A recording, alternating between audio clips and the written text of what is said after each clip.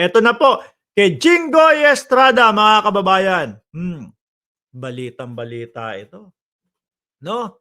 Sabi dito, The Manila Times, ang petsa po ibinalita April 4, 2025. Asin ko na diyan sa Pilipinas. So kahapon, 'no?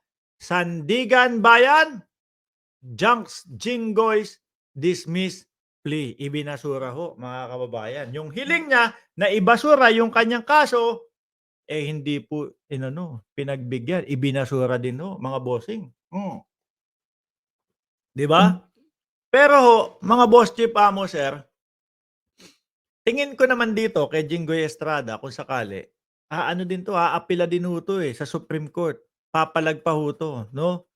Pero kung sakali na hindi siya umapila sa Supreme Court, baka ang kasunod niyan mga kababayan, eh, pagpapaaresto sa kanya, warrant of arrest kung sakaling hindi siya aapila sa Supreme Court. Pero siguradong-sigurado ako aapila 'yan, mga bossing. Kaya lang kapagka doon sa Supreme Court, basura pa din, naku po, Lord. Baka po mas malaki ang problema ni Jinggoy Estrada kaysa po kay General Torre. Kasi si General Torre sinasabihan nila na ano daw ho, illegal yung pagkakaaresto sa dating pangulo. Nandito 'yan, oh. Naka-prepare din sa atin 'yan, oh. 'Di ba? Nandito 'yan, Oh, nasaan ba? Ito, oo.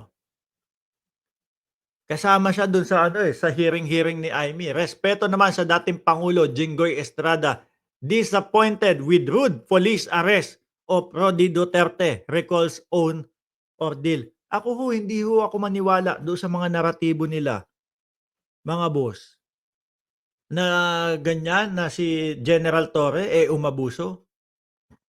First time yata in the history ng Pilipinas, mga kababayan, na na 12 oras yung hulihan. Binasahan ng Miranda rights pero 12 oras.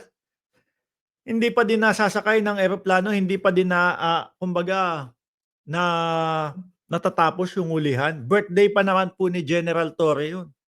At ito pong kaso, mga kababayan, na tinutukoy natin, ito po yung kumbaga, yung kila Janet Napoles, yung pidap-pidap, no? The Sandigan Bayan denied Senator Jinggoy Estrada plea to dismiss the graft charge against him in 2014 in connection with Priority Development Assistance Fund o yung PDAP, no? Si Janet Napoles hanggang ngayon nasa Oblo Oh. In a resolution promulgated on March 26, the court Special Fifth Division denied Estrada's demurrer to evidence as well as his motion to dismiss and supplement to demurrer to evidence. Baka ho, ang mangyari dito, mga boss, pag natuluyan talaga, si Torre. Kasi sabi ni Alan Peter Cayetano, ano sabi ni Alan Peter? Sabi niya, ang pinakamagaling po ngayon na manghuli, si General Torre. So ngayon, papasok sa isipan natin, baka si General Torre din ang umaresta dito. Kung sakali ho, no? Pero uulitin ko, ang nakikita kong magiging step niyang mga yan, mga boss, is umapila sa Supreme Court. Pagka doon sa Supreme Court, talagang wala pa din, yun. Pero siyempre, ano yan, mababa pa lang, mababang korte pa lang yan, lower court. 'Di ba? Aapila pa yan doon. Hindi pa, no? Ay, naku po buhay. Sabi ni may nakita ko dito, sabi ni Boss B, Bong Revilla yung 120 million, baka naman. Plunder ang kaso ng tatay noon, ganun din sa anak. Saklap Sabi ni Linda de la Vega, mauubos din ang mga tunay na magnanakaw. Vicky de Villa, solid kami sa Big Five. Solid sa Big Five. Batangas, mabuhay kayo. Ulitin ko huwag niyong kakalimutan yung Big Five. Alas 12 ho. Ayan, matatapos tayo, mga kababayan, tapos pahinga lang kayo, lipat kayo doon sa The Big Five. Sabi ni Rodora Policarpio, yang bintang kasi, di nila kaya si General Torre. Correct ho, mga kababayan. Yung tipong sinasabi nila na si General Torre daw ho ay, umabuso sa haba-haba nung oras na nandoon nag-aabang, 'no? Eh, nasasabi pa nila nagmadali ho, mga kababayan. Oh, eto mukhang sila ang ano, mukhang baliktad ho ang mangyayari. Ayan po, pinost na ni Ma'am Chris Rose. Ayan, mga kababayan, pinost ni Ma'am Chris Rose yung The Big Five. Oh, suportahan niyo po at i-subscribe. Mukhang baliktad ang mangyayari. Mas mukhang stress si Jinggoy Estrada sa kinakaharap niya ngayon kaysa po doon sa sinasabi nilang illegal yung pag-aresto kay dating Pangulong Duterte na pinamunuan po ni General Torre. Naku, may pahabol si Ma'am Leonora Padungay. Maraming salamat po sa inyong super sticker. Sabi ni Mandaragat, ano yung The Big Five? Oh, nandiyan po si Coach Jarrett, nandiyan po si Mike Cervera, si Boss Mike, nandiyan po si Sangkay Janjan at si Takero Miyamoto at ang inyong lingkod. No, 12:00 po, hanagilapin nyo lang po yung channel na The Big Five. Oh. Ano tingin nyo kay Jinggoy Estrada, mga kababayan? Tuluyan ng magigilty or ano pa kaya? No? Or makakahabol pa ho sila, et cetera, et cetera. Sabi dito sabi ni Boyet099, General Torre, good job kasi now lang nagkaroon ng matinong general. Salute to General Torre. At ang nakikita ko diyan, siya ang papalit kay General Marbil. Ano?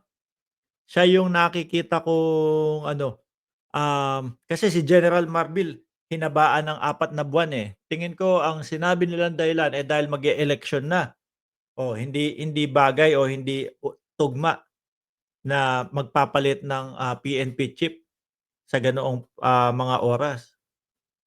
Pero nakita ko, mga kababayan, parang aaresto inaresto muna ang dating pangulo, tapos tatapusin yung kay Bato, tapos palit na.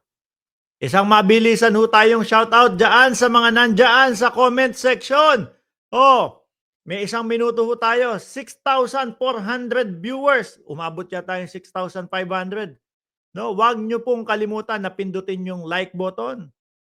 Yung mga hindi pa naka-subscribe, pindutin niyo po yung subscribe button. At paki-share na din po itong mga content natin sa araw-araw. Sabi ni Ma'am Chris Rose, ayan daw po ang The Big Five. Oh, nandiyan si Eduardo Tarape, sabi ayaw ko na ayaw ko na kay Jinggoy. Si Scramble, tapos na ang karir ni Jinggoy. Pwede pa umapelaya sa Supreme Court. Si Nico Ditioco, si Tina Reyes, Edmond Sumalde, Boss Mark, pansin ko 10 picture ng senador sa stage na ginanap sa campaign rally ng bagong alyansa. Sino wala? Si Villar? Wala din? O baka naman kinulang lang yung espasyo nila kaya hindi naisama si Villar o kung sino man yung kulang. Si Manang Aimee, panigurado, wala yun. Nandiyan si Janiel Nelmieda Tablang. Oh, good choice. General Torre will be the next PNP chief. Romel Gutlay, Mili Araya, Gerardo Mendoza, Cristina Valdez, Ruti Salazar, Lolo Tagoy Vlog. May paalala lang ako kay General Torre. Mag-ingat ka sa paghuli ng buhaya at baka ikaw ay masakmal. Masakmalalaking lalon. Oh.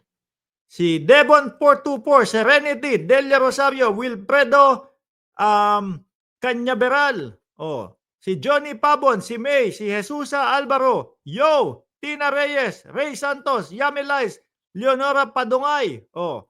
Si Bing Megilio, Johnny Pabon, Tommy One Squad, Leia Rodriguez, ang dami ninyo. Edgardo Saludo. Maraming salamat and God bless po sa ating lahat, mga kababayan.